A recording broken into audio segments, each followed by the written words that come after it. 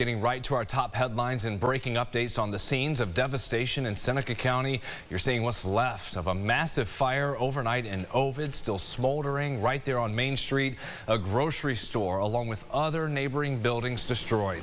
We have Dan Gross joining us live from that scene. And Dan, we have this press conference soon with authorities this afternoon. What can you show and tell us now?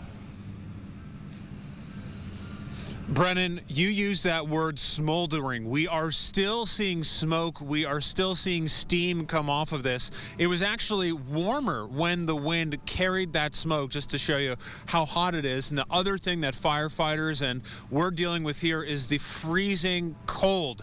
As Leanne mentioned, still in the single digits in Rochester, probably colder down here, and that's another thing that these first responders are having to fight in these conditions. Now, we also have this new drone video showing the flames lighting up the night sky. Now, the fire started at the Big M grocery store. Several buildings collapsed as the fire continued to rip through the Main Street strip, while multiple fire agencies from across the county came in to help. Now, at one point, Brennan, there were more than 200 first responders who were on site. I visited the town hall. They tell me phone and internet lines were down there. We can see Spectrum and RG&E crews repairing those now behind us. Neighbors also tell me this was nearly an identical part of town, this same part of Main Street that was heavily damaged in a fire 11 years ago. So the same part of Main Street. We'll have more on that in a moment. We also spoke to a resident who said that some of the next closest grocery store options are in Seneca Falls or Geneva. He added that this was the center of town, a gathering place, an area where people could come together. This is the center of town.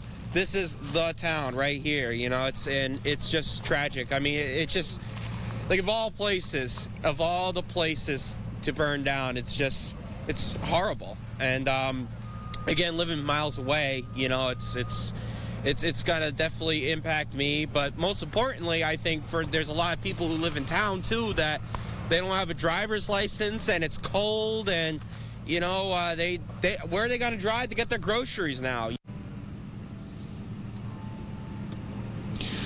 Now, on those conditions, you can see that periodically the smoke will blow one way, it will blow another. Over my shoulder here, you can see it, another pile of rubble that is still smoldering. Now, on that fire I mentioned that happened here 11 years ago, we spoke to another person who said that the Italian kitchen that was damaged in the fire 11 years ago was also destroyed in this fire. Again, this is from a resident. We haven't confirmed it with them.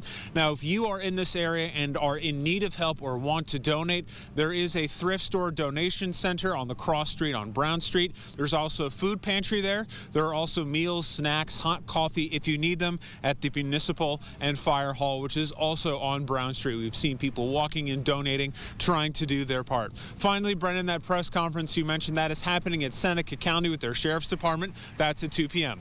Reporting live in Ovid, Dan Gross, News 8. Dan, just incredible seeing the images. Thank you for that. Again, please stay with us online throughout this afternoon as we do get that update with authorities at 2 o'clock. More live coverage streaming at rochesterfirst.com, and then News 8 First at 4.